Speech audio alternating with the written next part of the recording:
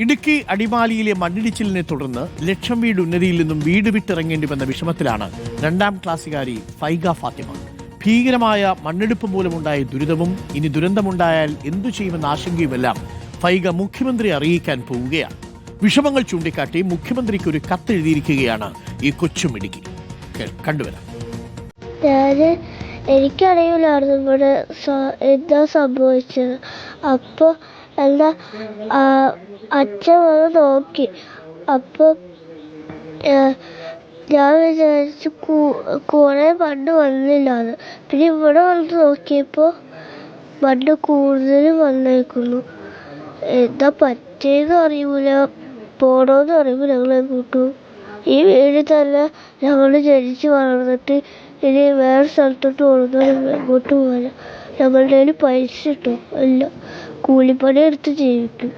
എനിക്ക് ഇവിടെയൊക്കെ വീട് വീണപ്പോൾ എന്തോ പോലെ എനിക്ക് വിഷമമാകും പോലെ. നമ്മുടെ സ്വന്തം കാര്യം നോക്കിയാൽ പോരല്ലോ, എല്ലാവരുടെയും കാര്യങ്ങളും നോക്കണം. മണ്ണിടിച്ചിലിന് പിറ്റേന്ന് ഫൈഗമോളുടെ ഹൃദയം തൊട്ടുള്ള വാക്കുകൾ ലോകം കേട്ടു. ആ കുഞ്ഞു മനസ്സിലെ പക്വതയോടെയുള്ള സംസാരം ലക്ഷം വീട് ഉന്നതിയുടെ ശബ്ദമായിരുന്നു. മണ്ണിടിച്ചിലിന് മുമ്പും ശേഷവുമുള്ള യഥാർത്ഥ അവസ്ഥ തുറന്നു കാണിക്കുന്നതായിരുന്നു ആ വാക്കുകൾ. തീർന്നില്ല. ദുരന്തം ബാധിച്ച 44 കുടുംബങ്ങളെ സഹായിക്കണമെന്ന് സ്വന്തം കൈപ്പടയിൽ മുഖ്യമന്ത്രിയോട് ആവശ്യപ്പെടുകയാണ് ഫൈഗ ഫാത്തിമ. പക്ഷെ അവിടെ പോയി കിടക്കണമെന്നൊക്കെ ഉണ്ട്. ഭയങ്കര കാറ്റും ജനലിൻ്റെ ചില്ലൊക്കെ പൊട്ടിയേക്കുകയും എല്ലാം ചെയ്യേണ്ടതെന്ന അവസ്ഥ ഒന്നും അറിയില്ല. ഞങ്ങളുടെ പൈസയില്ല, ഇനി പൈസ കൊടുത്തോണ്ട് മാറണം എന്തൊക്കെയാണ്. ഉപജീവന മാർഗം നഷ്ടപ്പെട്ടു. എല്ലാം ആദ്യം മുതൽ തുടങ്ങണം. അതിന് താൽക്കാലിക പുനരധിവാസമല്ല, സ്ഥിരമായ പുനരധിവാസം വേണം. ബിബിൻ സജിനി ദമ്പതികളുടെ മകൾ ഫൈഗ മുഖ്യമന്ത്രിയെ ഇക്കാര്യങ്ങളാണ് കത്തിലൂടെ അറിയിക്കുന്നത്. ലക്ഷം വീട് ഉന്നതിയിലുള്ള എല്ലാവർക്കും സന്തോഷത്തോടെയും സമാധാനത്തോടെയും താമസിക്കണം. അതിന് കുഞ്ഞു വീടും കുറച്ച് സ്ഥലവുമാണ് ഈ കുട്ടി ആവശ്യപ്പെടുന്നത്. Reporter Rahul Suresh, reporter, Idukki. എത്ര ക്യൂട്ടായിട്ടാണ്, ഹൃദയത്തിൽ തൊട്ടാണ് ഫൈഗ സംസാരിച്ചത് അല്ലേ.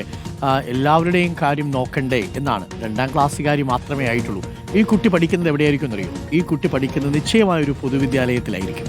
ആ കുട്ടി പഠിക്കുന്നതും ആ കുട്ടിയോട് ചേർന്ന് നിൽക്കുന്ന മനുഷ്യരും ഒക്കെ ആ കുട്ടി കാണുന്നുണ്ട്. ഇപ്പോൾ എല്ലാവരുടെയും വീട് പോലും എന്താ കാരണമെന്നൊന്നും അറിയില്ല. ഞങ്ങളുടെ കയ്യിൽ പൈസയില്ല, കൂലിപ്പണിയെടുത്ത് ജീവിക്കും എന്നൊക്കെ ആ കുട്ടി എത്ര വ്യക്തതയോടു കൂടിയാണ് പറയുന്നത്. അപ്പോൾ എല്ലാവരുടെയും കാര്യം നോക്കണ്ടേ എന്ന് പറഞ്ഞതാണ് ഫൈഗ ഫാത്തിമ പറഞ്ഞതിൽ ഏറ്റവും ഹൈലൈറ്റ് എന്നുള്ളത്. ഇതൊക്കെ നമ്മുടെ വിദ്യാഭ്യാസത്തിൻ്റെയും നമ്മുടെ നാടിൻ്റെയും ഒക്കെ ഒരു ഗുണമാണ്. അങ്ങനെയൊക്കെ ചിന്തിക്കാൻ കഴിയുന്ന കുട്ടികളുണ്ടാകുമല്ലോ.